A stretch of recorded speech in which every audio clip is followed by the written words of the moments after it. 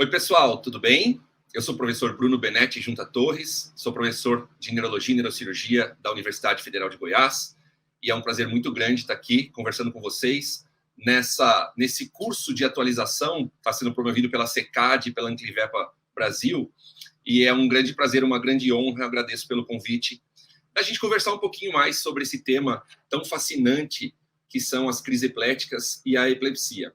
Então, eu fui convidado para fazer uma pequena abordagem para despertar esse interesse, lembrando que nós temos um artigo de revisão bastante completinho, mas que algumas coisinhas, alguns pontos foram atualizados de acordo com o novo consenso. Mas é muito importante que vocês leiam esses detalhes que nós destrinchamos nesse artigo de atualização também, tá bom? Então, vamos lá, vamos começar falando um pouquinho sobre o que são crises epiléticas, o que é epilepsia. Para começar, é muito importante que a gente saiba destrinchar estes termos. Existe muita confusão entre eles. Crise epilética, será que é a mesma coisa que epilepsia? Convulsão, o que são esses termos? Então, vamos começar fazendo essa distinção, isso é muito importante. A crise epiléptica, ela é um sinal clínico. A epilepsia é uma doença, é um distúrbio cerebral cujos sinais clínicos mais visíveis, mais característicos, são crises epiléticas que acontecem de maneira recorrente e espontânea. Bom, então a gente já tem essa primeira separação, ok? Crise epiléptica, sinal clínico, epilepsia, doença. Bruno, e convulsão, esse termo tão usado dentro da medicina veterinária, da medicina. Bom, convulsão é um tipo clínico de crise epiléptica. A gente vai entender que existem vários tipos clínicos que podem ser visualizados de crises epilépticas. Algumas crises epiléticas são convulsivas, que têm um componente motor generalizado, e muitas crises não são convulsivas, são crises focais ou até generalizadas, mas sem envolvimento de componente motor. Então, é muito importante que a gente tenha isso em mente, para quando a gente vai fazer uma anamnese do nosso paciente junto ao tutor, para que a gente investigue se esse paciente, além de crises convulsivas, pode estar tendo crises não convulsivas. É muito comum que o tutor entenda quando você pergunta para ele: o senhor sabe se seu cão, seu gato, já teve uma convulsão? Ele sabe, ele entende o que é uma convulsão. Ele imagina lá o animal se debatendo, né, às vezes babando, urinando, defecando, e se contraindo, fazendo movimentos de pedalagem. Porém, ele não sabe muitas vezes o que é uma crise epilética não convulsiva. Então é muito importante que a gente ensine o tutor e a gente mostre para o tutor que alguns movimentos involuntários, que não serão remetidos a uma convulsão propriamente dita, podem sim também ser uma crise epilética. Isso vai ser importante para a sua investigação, para entender se aqueles episódios esquisitos, vamos dizer assim, que o tutor está trazendo para você no histórico, doutor, estou em casa, meu animal está super normal, super bem, de repente ele tem um episódio de algo esquisito, depois ele volta ao normal. Aí você pergunta, ele já teve convulsão? Ele fala, não, nunca teve convulsão. Se você não pensar que isso possa ser esses episódios são crises epiléticas focais ou até generalizadas, mas sem componente motor, às vezes a gente vai comer bola. Tá? Então é muito importante que a gente tenha essa distinção dos tipos de crises epiléticas na nossa cabeça. Então vamos lá. A crise epilética é um sinal clínico. Paroxístico, essa palavra é muito importante. Paroxística significa algo episódico. O animal está normal, de repente ele tem um evento episódico, de repente ele volta ao seu normal também, tá? Geralmente uma crise epilética dura segundos a poucos minutos, 1, 2 minutos, tá? Não mais do que isso.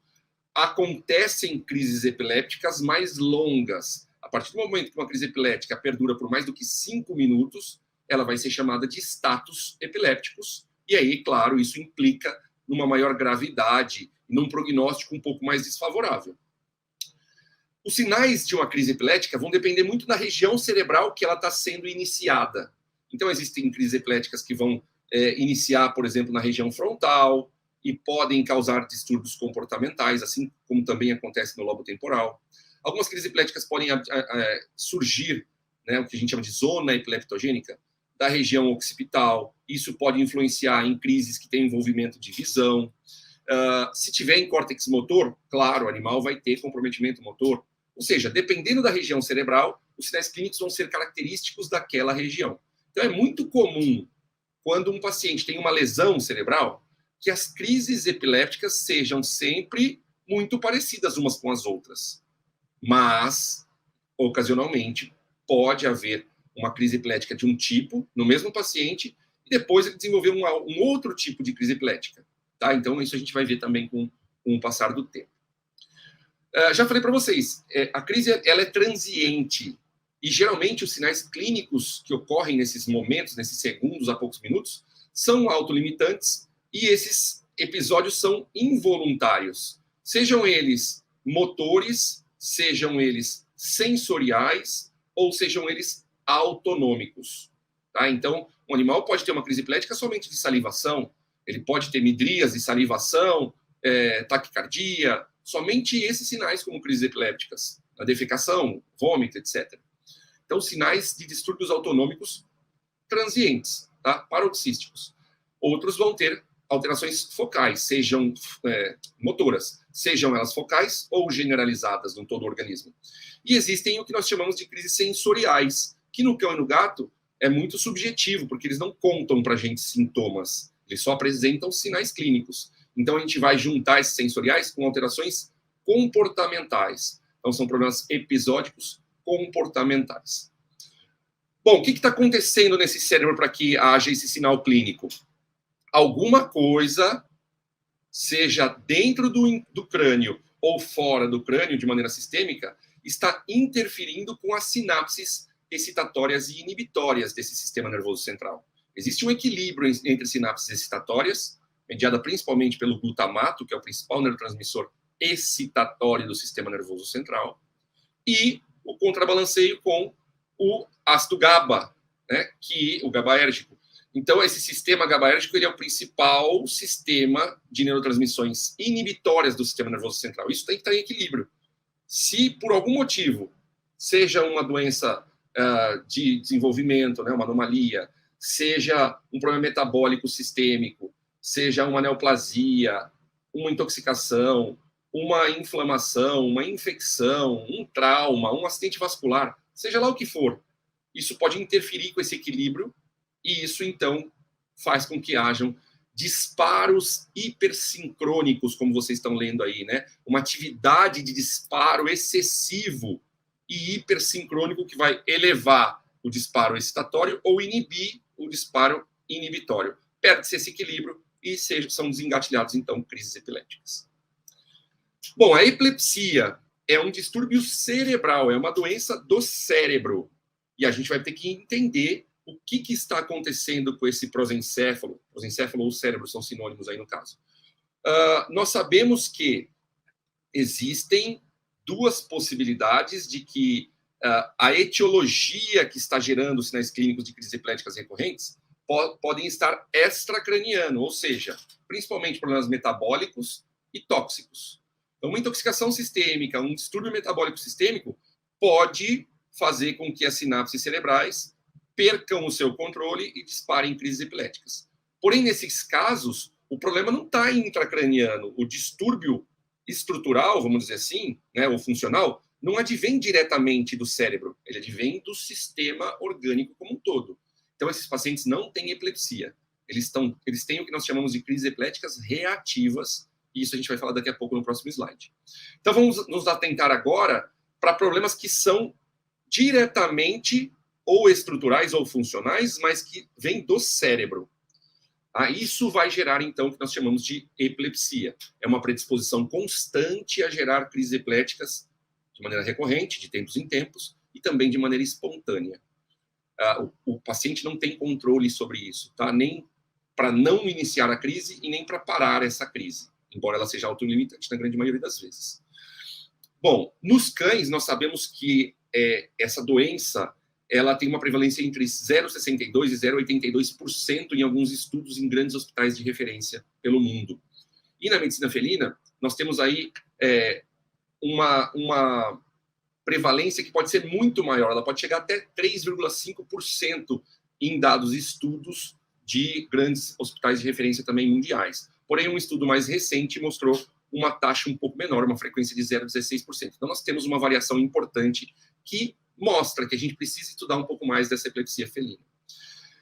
Além das crises epilépticas, que são os principais sinais clínicos da epilepsia, existem outros sinais clínicos importantes, que são o que nós chamamos de consequências neurobiológicas, psicossociais. Essa interação do animal com o seu tutor, ela vai mudar. Esse animal pode começar a desenvolver alterações comportamentais ao longo do tempo, sendo que a ansiedade e déficits de atenção e hiperatividade são os dois principais problemas comportamentais associados com o desenvolvimento da epilepsia. E também vão, muitas vezes, estar exacerbados dependendo do antiepilético que a gente estiver usando. Tá? Então, vamos entender. Para a gente falar de epilepsia, a gente vai precisar fazer o descarte de problemas sistêmicos, principalmente metabólicos e tóxicos, e depois a gente vai ter que entender se tem um problema estrutural aqui dentro da cabeça, né, seja neoplásico, traumático, infeccioso, inflamatório, por aí vai, ou se é uma epilepsia que nós vamos chamar de idiopática, aquela que não tem um problema estrutural. Geralmente, por distúrbios genéticos, existe um desequilíbrio aí da produção de neurotransmissores, ou da ligação desses neurotransmissores a receptores que estão sendo mal produzidos em quantidade inadequada, ou estruturalmente esses receptores estão inadequados. Então, hoje em dia, a epilepsia idiopática tem sido associada com distúrbios genéticos em algumas raças, principalmente caninas. Então, gente, de acordo com a nova terminologia que vem de um consenso de uma força-tarefa internacional para a epilepsia veterinária, que foi feita em 2015, então a gente tem aí, estamos entrando aí no seu 8º ano, né, pós esses novos conceitos, alguns deles são importantes que a gente tenha muito claramente, né, na nossa ideia. O primeiro é o que eu falei para vocês. Crises epiléticas reativas, também chamadas de crises epiléticas provocadas, são aquelas respostas de um cérebro que é normal, não tem um distúrbio cerebral. Só que esse cérebro está sendo desafiado por uma intoxicação ou um problema metabólico sistêmico. Pensem aí, uma hipoglicemia, distúrbios endócrinos relacionados a uma encefalopatia hepática ou urêmica, exemplos, né? Isso vai acometer a circulação, né, de uma forma geral encefálica e vai fazer um distúrbio de equilíbrio dessas sinapses excitatórias inibitórias, levando a crises epiléticas. Porém, o paciente não tem um problema cerebral. Uma vez que a gente corrija a hipoglicemia, se for possível corrigir essa questão da encefalopatia hepática urêmica, esse paciente para de ter crises. Ele não é um paciente com epilepsia. Tá? É muito importante que vocês tenham isso em mente. Outra questão importante em terminologia. Quando a gente vai afirmar que um paciente tem epilepsia? Quando a gente tiver certeza já que esse paciente não tem crises provocadas, você descartou a possibilidade de intoxicação ou distúrbios metabólicos, e esse paciente já teve a experiência de pelo menos, no mínimo, 2 crises epiléticas, com um intervalo mínimo de 24 horas entre essas 2 crises epiléticas. Então, não, tá? Olha só, vejam bem, no mínimo 2 crises epiléticas, o intervalo de pelo menos 24 horas, daí para mais. O paciente pode ter tido uma crise hoje e ter a próxima crise daqui 3 meses, ok? Pode ser hoje, pode ser daqui 3 dias, pode ser daqui 26 horas. Então, a gente, desde que tenha descartado crises reativas ou provocadas, nós podemos afirmar que esse paciente tem epilepsia. E aí eu vou ter que fazer toda uma investigação para entender se é epilepsia idiopática ou é estrutural. A gente vai falar um pouquinho mais sobre isso. E, finalmente, o termo convulsão. Eu já falei um pouquinho para vocês sobre isso. A gente não pode simplesmente, principalmente entre nós, veterinários e a classe científica, a gente não pode assumir que toda crise epilética seja convulsiva, porque a maioria não é. É muito comum que os pacientes cheguem para a gente com crises convulsivas, porque quando tem crises focais não convulsivas, inicialmente, às vezes o tutor não está preparado para reconhecer que aquilo já era uma crise. Isso vai progredindo, muitas vezes até que vire uma crise convulsiva, e é quando ele se assusta com aquilo e traz o paciente para a gente. Então, convulsão, cientificamente hoje, o próprio consenso traz isso, ele é um termo leigo, e ele só vai ser utilizado quando a gente tiver certeza que a crise epilética daquele paciente foi do tipo motora e generalizada. Todos os membros comprometidos, o animal fazendo toda a movimentação aí de face e tudo mais. Tá bom? E, com certeza, consequentemente, com perda de consciência. Bom, como eu falei para vocês, a epilepsia a gente vai subdividi-la em idiopática e estrutural. Vamos começar entendendo a idiopática e que ela também tem subdivisões. Então, hoje nós temos 3 subdivisões para falar de epilepsia idiopática. Cerca de 60% a 70% das epilepsias de um cão e gato, no caso aqui, destrinchando agora entre cães e gatos, né? De 60% a 70% das epilepsias caninas são idiopáticas, na maioria da literatura que é estrangeira. Tá? A gente não tem esses índices bem postulados ainda na medicina veterinária brasileira. Nós temos até uma aluna nossa aqui de mestrado que está fazendo isso na nossa população de cães. No gato, cerca de 21% a 59% das epilepsias são idiopáticas também, tá? O restante são epilepsias estruturais ou crises epiléticas reativas. Então, vamos lá. Quais são as 3 subdivisões para a gente conseguir afirmar que o paciente tenha epilepsia idiopática? Pode ser uma epilepsia idiopática com origem genética. Como que eu faço essa identificação? Quando eu já sei que existe uma raça predisposta cuja mutação gênica específica já foi estudada e eu consigo fazer esse teste genético. Então, por exemplo, pastor belga, lagotto romagnolo, que é uma raça italiana, bem comum na Itália, e o Rhodesian Ridgeback. São 3 raças, por exemplo, que já tiveram seus genes mutados, identificados. Então, quando eu tiver suspeita frente ao atendimento de um desses pacientes dessa raça, que possa ser uma epilepsia idiopática, eu faço esse teste genético, identifico a mutação e eu entendo, então, com a exclusão de outras possibilidades, que ele tem epilepsia idiopática de origem genética. Esses testes não estão disponíveis na medicina veterinária brasileira ainda, tá? Não é uma coisa comum da gente fazer. Próximo subitem seria uma epilepsia idiopática com suspeita genética. Aí sim a gente consegue chegar até esse ponto, tá? Na medicina veterinária brasileira. Então, quando eu tenho uma família de pacientes que a gente já sabe pela literatura que tem predisposição a gerar epilepsias com essa suspeita genética, embora um gene mutante ainda não tenha sido identificado. Vou dar um exemplo clássico aqui para vocês. 2 exemplos, talvez. Os Golden Retrievers ou Labrador Retrievers, né, eles têm muita predisposição hereditária. Os estudos de herdabilidade já mostram que eles têm predisposição a esse tipo de epilepsia idiopática.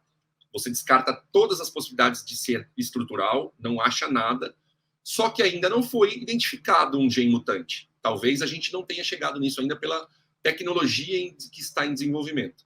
E o próprio Border Collie, que é uma raça que também é super predisposta nos estudos de herdabilidade, é super predisposta às epilepsias. Então, eu vou excluir toda a possibilidade de alterações estruturais intracranianas ou problemas extracranianos. Com tudo isso excluído, e entendendo que naquela família nós temos lá representantes com crises epiléticas recorrentes, eu posso prever, pensar que, pressupor que esse paciente tem epilepsia idiopática com suspeita genética. E, finalmente, aqueles que a gente não está trabalhando com uma raça sabidamente com epilepsia com suspeitas genéticas, é um paciente que não tem descrições de herdabilidade, de predisposição genética, nada disso, mas que você faz todos os exames para descartar problemas estruturais e não acha nada. Vou dar um exemplo clássico, um Yorkshire. O Yorkshire é uma raça que não tem estudos que mostram que ele tem a predisposição de herdabilidade à epilepsia idiopática, porém, você está estudando o indivíduo, você não achou nada, nem nas imagens avançadas de encéfalo, você não achou nada que justifique aquelas crises. Então, você vai classificá-lo como epilepsia idiopática com causa desconhecida, tá? Até que você consiga provar o contrário. Às vezes você está lidando com uma doença inicial que não foi identificada nos métodos diagnósticos que nós temos hoje, mas claro que isso pode evoluir e com o tempo você pode entender que isso pode estar acontecendo. Uma coisa muito importante, tá, da epilepsia idiopática. O paciente, geralmente, com epilepsia idiopática, ele tem sua primeira crise epilética entre 6 meses e 6 anos de idade, no caso dos cães. No caso dos gatos, entre 1 ano e 7 anos de idade. Tá? Essa é a primeira crise na grande maioria dos pacientes. Lembrando que, quando você avalia neurologicamente esse paciente entre uma crise e outra, ele não pode ter alterações no exame neurológico. Além dos exames complementares que têm que ser normais, o exame neurológico também tem que ser normal. Ok? Pensando agora na epilepsia estrutural. Então, agora nós estamos afirmando que fizemos exames, a gente tinha uma suspeita, o exame neurológico entre crises, que a gente vai chamar de interictal, ele pode estar alterado, nem sempre, mas ele pode estar alterado. Você suspeitou de uma doença e começou a fazer exames específicos. Eu vou colocar para vocês uma listinha dos exames que hoje o consenso indica que a gente faça, ok? Você faz os exames e você identifica uma causa estrutural cerebral. Então, dentre elas, nós podemos estar tratando aí de uma afecção intracraniana ou cerebral, como vocês estão vendo na tela. Pode ser uma doença vascular, pode ser inflamatória ou infecciosa, pode ser traumática, pode ser uma anomalia, uma doença do desenvolvimento, pode ser uma neoplasia, pode ser uma condição degenerativa, tá? Seja essas doenças identificadas por exames complementares de sangue, exame de fluido cerebroespinal, as alterações relacionadas a testes moleculares, DNA, estudos de DNA, seja ressonância magnética, tomografia, ou até, na pior das hipóteses, quando esse animal vai a óbito por algum motivo, né, seja relacionado ou não, mas você encontra num pós-mortem, nos estudos histológicos, por exemplo, você encontra ali uma doença que não pôde ser identificada em vida.